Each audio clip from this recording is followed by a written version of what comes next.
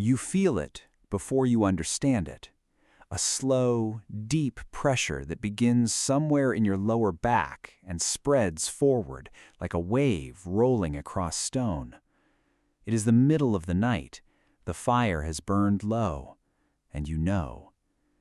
You do not go to a hospital. There is no hospital, no sterile room, no epidural, no heart rate monitor tracking the pulse of the child inside you. What you have is the earth beneath you, the women of your group at your side, and something older than any institution humanity has ever built, the knowledge that has passed from woman to woman across hundreds of thousands of years. This is what birth looked like for most of human history, and almost none of it resembles what we have come to expect. For roughly 300,000 years, Homo sapiens, anatomically modern humans, came into the world in conditions that would seem unimaginable by today's standards. No running water, no sterile instruments, no surgical intervention if things went wrong. And yet here you are, a direct descendant of every single woman who survived it. Let that settle for a moment. The question isn't just how they managed. The question is what giving birth meant, physically, socially, and spiritually for the people who lived it every day. To answer that, we need to go back, all the way back, to the African savanna, roughly 100,000 years ago, because birth, for your ancient ancestors, wasn't a private moment. It was a collective one. Biological anthropologist Wenda Trevathan has spent decades studying the evolution of human childbirth. In her landmark research on the subject, she argues that assistance during birth, what we now call midwifery, is likely one of the oldest human behaviors we have, older than agriculture, older than pottery, older than almost anything we consider civilization. She calls it obligate midwifery. Obligate meaning not optional, not cultural, necessary. Here is why. Your pelvis is narrow, unusually, evolutionarily narrow. This is the cost your body paid for walking upright on two legs. Bipedalism, the ability to walk on 2 feet, the trait that defines humans more than almost any other, requires a pelvis shaped differently than that of a chimpanzee or a gorilla. It needs to be tilted, angled, structured for load-bearing in a completely different way, and that shape created a problem. Your brain is enormous, disproportionately, almost recklessly enormous for a mammal your size. At birth, a human infant's head is already among the largest, relative to the birth canal, of any primate on the planet. The fit is extraordinarily tight. Anthropologist Karen Rosenberg, who has studied the mechanics of human birth extensively, describes the path a human baby must take through the birth canal as a kind of architectural puzzle. Unlike other primates whose infants are born facing toward the mother, allowing the mother to reach down, guide the infant out, and clear its airway herself, human infants must rotate almost 90 degrees as they pass through the birth canal. They exit facing away from the mother. This means a woman giving birth alone cannot easily reach down and assist the infant without risking serious injury. The geometry of the human body essentially demanded that someone else be present. So they were. Always. In every culture on every continent we have studied, birth has been accompanied by helpers. Other women. Experienced women. Women who knew what to watch for, what to do if the cord wrapped around the infant's neck, how to position a mother who was struggling, when to call for help, and when to wait. This is not a modern invention. This is ancient anatomy forcing a social solution. Now imagine you are that woman on the African savanna 100,000 years ago. The contractions are coming steadily now. 2, maybe 3 other women are beside you. One of them has seen this many times. She speaks quietly, low and steady, and you focus on the sound of her voice more than the words. Someone has stoked the fire back to life. The warmth is immediate and deliberate. You are not lying on your back, almost certainly not. Across the vast majority of traditional birth practices studied by anthropologists, women in labor move. They squat, kneel, lean forward on hands and knees, shift positions as the body demands.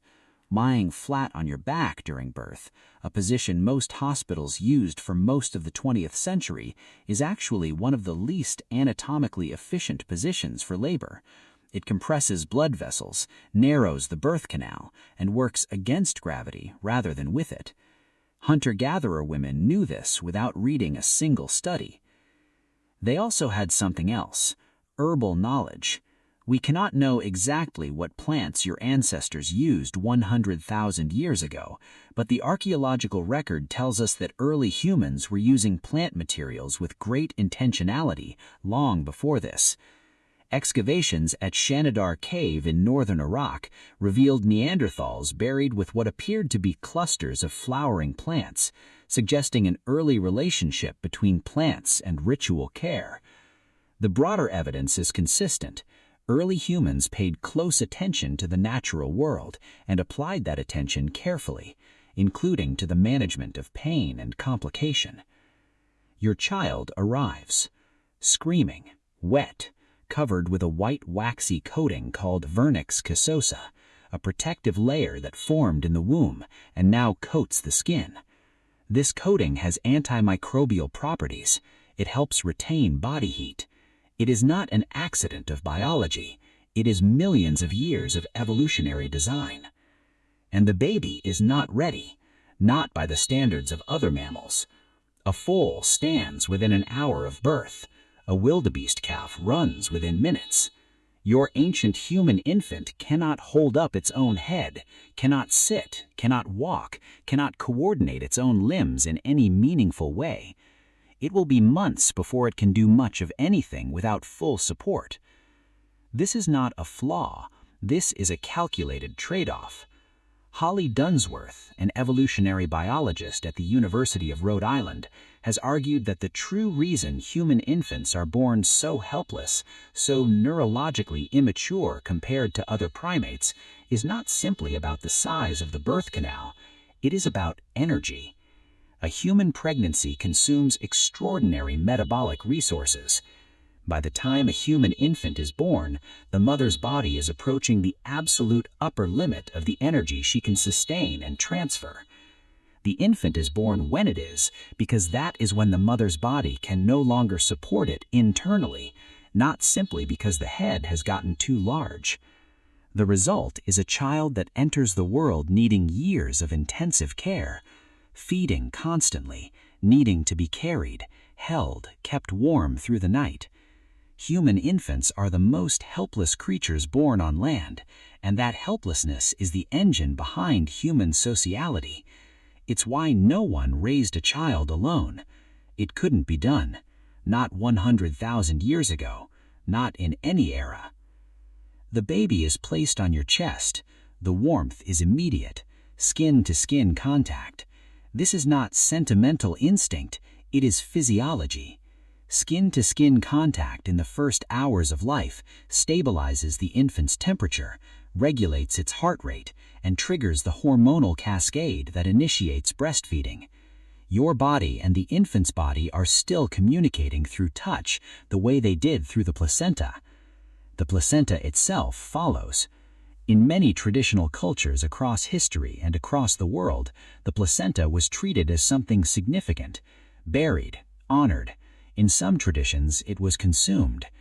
The reasons varied, the meaning varied, but the pattern was consistent. This was not waste. It was the organ that had sustained life, and cultures across the globe recognized that in some form. Your women around you do not leave immediately. They stay. The work of birth extends well beyond the moment of delivery, and your ancestors understood this in a way modern medicine spent most of the 20th century ignoring. Rest, warmth, food, and the presence of other women in the days following birth were not luxuries. They were survival strategy. Researchers who have studied birth practices across dozens of cultures worldwide found that virtually every traditional society had formal rituals and social structures surrounding the postpartum period, the weeks following birth. Mothers were fed specific foods, relieved of their normal labor duties, surrounded by community. Isolation after birth, which is the near universal experience of modern parents, is historically bizarre. And it carries a cost. What we now call postpartum depression has real biological drivers. The hormonal withdrawal after birth is severe. The sleep deprivation is extreme. The vulnerability of a new mother caring for a helpless infant is not a metaphor. In the evolutionary environment in which your body was built, that vulnerability was met with a social response, a collective one. Bodies of women around you, managing the load, absorbing the pressure, keeping you alive so the infant survived too. Hunter-gatherer societies studied in the 20th century, including the Kung San of the Kalahari, documented extensively by anthropologist Marjorie Shostak, consistently showed patterns of communal childcare, extended breastfeeding lasting 2 to 4 years, and deep integration of infants into the daily life of the entire group. The baby did not belong only to the mother. The baby belonged to the band. This was not philosophy, it was engineering. And here is the counterintuitive truth buried beneath all of it.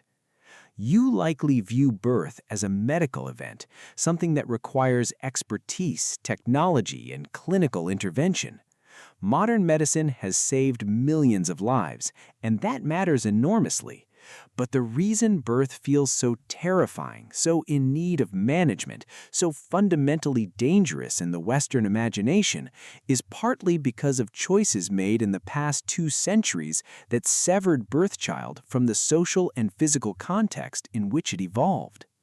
Horizontal birth positions, routine separation of mother and infant after delivery, institutional isolation during the postpartum period, the dismantling of generations of midwifery knowledge in favor of clinical control.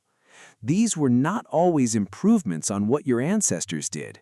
In many measurable ways, they were departures from a system refined across hundreds of thousands of years of lived experience. You are here because that system worked, because women gathered around one another in the dark, because knowledge passed from hand to hand across generations with no books, no degrees, no institutions, because your body, designed for a world that no longer exists, still carries the blueprint of everything they learned. The fire has burned low again. The baby is asleep on your chest. You are not alone. For 300,000 years, no one was.